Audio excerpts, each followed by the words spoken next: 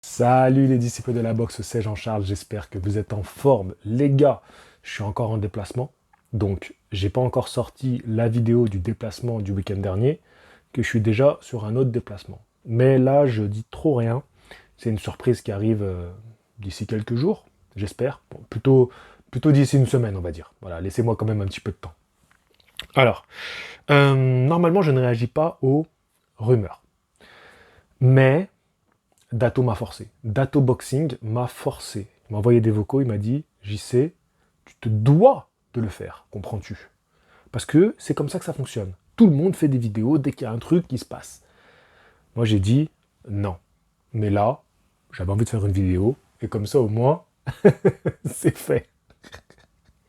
Non, je me suis dit allez, pourquoi pas. Saúl Alvarez, 61 victoires, 39 remportées par KO, 2 défaites, 2 matchs nuls. Numéro 1 de la catégorie des poids super moyens, détenteur de toutes les ceintures, qui a 34 ans aujourd'hui et qui est l'un des boxeurs les plus connus au monde et l'un des meilleurs boxeurs du monde. Donc, bien sûr, à chaque fois que on annonce son prochain adversaire, bah, on est tous à l'affût. Alors c'est bien, c'est pas bien, est-ce que ce sera un adversaire qui peut le battre? Et chez les super moyens, c'est vrai qu'on a du mal à lui trouver de l'adversité, aujourd'hui. Voilà. Invaincu chez les super moyens. Oui, il a perdu quand il est monté chez les mi-lourds. Il avait perdu contre Floyd Mayweather à l'époque. Il y a d'autres combats qui sont controversés, mais chez les super moyens, il n'y a même pas de discussion. Il a juste éteint tout le monde. Et donc, je vais regarder le classement des poids super moyens. Non, on n'a rien annoncé officiellement. Vous savez que j'aime pas faire des réactions, voilà, quand c'est pas officiel. C'est ce que je voulais expliquer dans l'intro, je sais pas si j'étais très clair. Mais il y a, je regarde hier, tous mes réseaux annoncent Canelo contre Edgar Berlanga, portoricain, qui a, alors je vais vous dire son âge, il a 27 ans, et il est plutôt jeune, Berlanga. 22 victoires, 17 remportées avant la limite et un vaincu. Et en fait, ce combat, donc je vois tout le monde qui dit que c'est bientôt bouclé, que ça va être annoncé, blablabla, blablabli, il y a déjà plus ou moins une date. Et donc, je voudrais faire une vidéo pour vous dire pourquoi en fait ce combat-là, en fait, c'est pas étonnant. C'est pas étonnant du tout. Bien entendu, je sais ce que vous allez me dire, et David Benavides.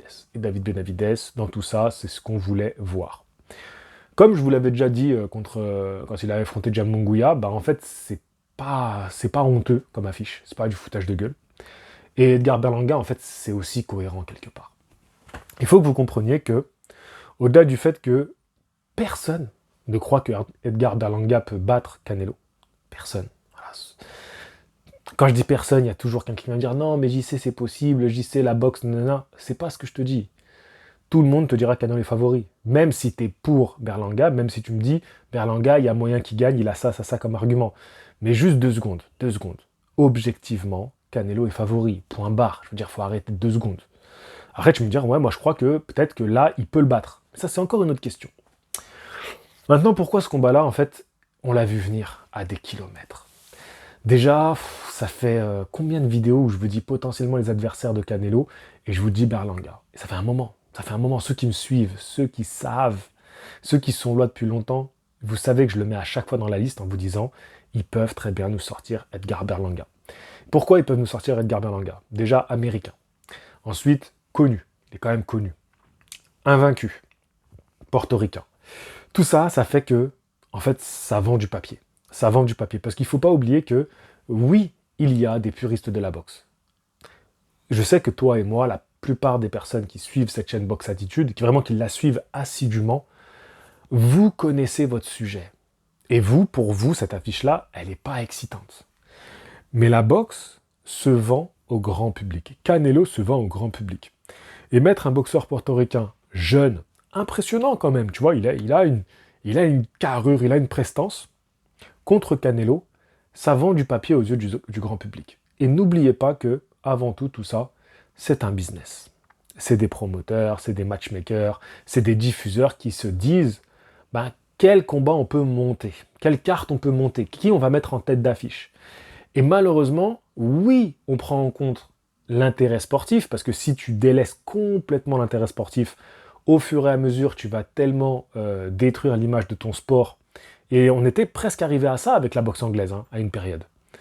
Mais à un moment donné, si tu abuses trop avec ça, bah, tu vas faire que les spectateurs vont finir par se lasser et aller vers d'autres sports, de combat où sportivement c'est plus intéressant. Il faut quand même qu'il y ait une part de sportif. Mais il y a des boxeurs d'exception, comme Canelo, qui ont tellement fait sportivement dans leur carrière, qu'ils en arrivent à un point où est-ce que lui, il cherche encore réellement l'enjeu sportif?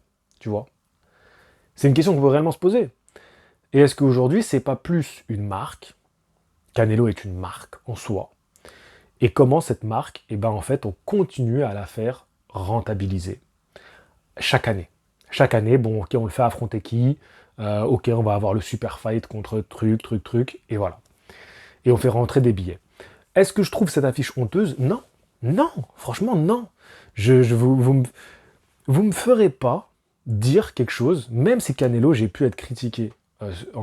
J'ai pu être critique envers lui, donc j'ai été critiqué pour l'avoir critiqué, tu vois ce que je veux dire, sur ses prestations sur le ring. Je dire voilà, nanana, je fais des critiques.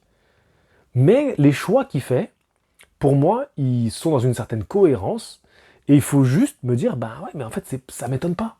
Ça m'étonne pas. Est-ce que j'aurais voulu autre chose? Oui, mais sur ces dernières années, Canelo, ses combats, c'est pas les combats à enjeu qu'on aimerait voir quelque part, tu vois. Parce que dans ce sens-là, sachant qu'il a fait le ménage chez les super moyens, bah, il devrait monter chez les mi-lourds et affronter les meilleurs. Logiquement. Et notamment, bah, pourquoi pas affronter David Benavidez chez les mi-lourds. Ce serait ça la logique sportive. Mais est-ce que Canelo, avec la carrière qu'il a menée, l'âge qu'il a aujourd'hui, les kilomètres qu'il a au compteur, parce que remettez son âge dans le contexte de sa carrière, les gars. Une carrière hors norme. C'est pas seulement 32 ans, parce que tu as des combattants de 32 ans, mais qui sont encore bien, tu vois. Ils sont encore, on pourrait même dire dans leur prime. Canelo, c'est pas le cas. Donc, aujourd'hui, objectivement, ce combat-là, il est pas dégueu. Il est pas dégueu. Voilà. Ça fait pas rêver, c'est pas dégueu. C'est tout ce que j'avais à dire. Est-ce que vous êtes d'accord avec moi? J'en profite pour vous dire que ce combat n'est pas encore officiel, on verra si c'est officialisé. Je vous dirai vraiment un peu dans les détails de les armes, les points forts, les points faibles de chacun. Là, c'était plus pour réagir à l'affiche, si l'affiche se fait. C'est pas, voilà, j'ai fait ça sur le coup je me dis, voilà, là, je suis en déplacement, je suis à l'hôtel, vas-y, je fais une petite vidéo pour vous, ça me fait du bien, ça me fait plaisir.